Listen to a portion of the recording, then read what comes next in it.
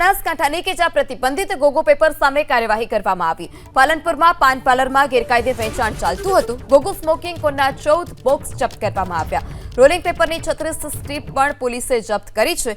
પાન પાર્લરના સંચાલક દિનેશ પરમારની પોલીસે અટકાયત કરી। જાહેરનામા ભંગના ગુના હેઠળ વેપારી સામે કાર્યવાહી। ત્યારે પાલનપુરમાં પાન પાર્લરમાં ગેરકાયદે વેચાણ થતું હતું। ગોગો સ્મોકિંગ કોનના 14 બોક્સ પણ જપ્ત કરવામાં આવ્યા છે।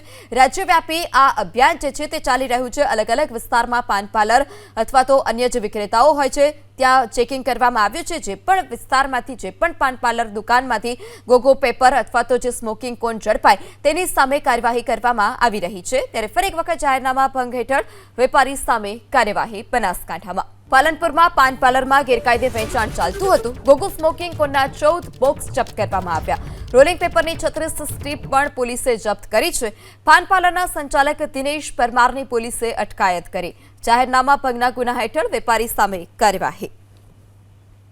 ત્યારે પાલનપુરમાં પાન પાર્લરમાં ગેરકાયદે વેચાણ થતું હતું। ગોગો સ્મોકિંગ કોનના 14 બોક્સ પણ જપ્ત કરવામાં આવ્યા છે। રાજ્યવ્યાપી આ અભિયાન જે છે તે ચાલી રહ્યું છે। અલગ અલગ વિસ્તારમાં પાન પાર્લર અથવા તો અન્ય જે વિક્રેતાઓ હોય છે ત્યાં ચેકિંગ કરવામાં આવ્યું છે। જે પણ વિસ્તારમાંથી જે પણ પાન પાર્લર દુકાનમાંથી ગોગો પેપર અથવા તો જે સ્મોકિંગ કોન ઝડપાય તેની સામે કાર્યવાહી કરવામાં આવી રહી છે। ત્યારે ફરી એક વખત જાહેરનામા ભંગ હેઠળ વેપારી સામે કાર્યવાહી બનાસકાંઠામાં।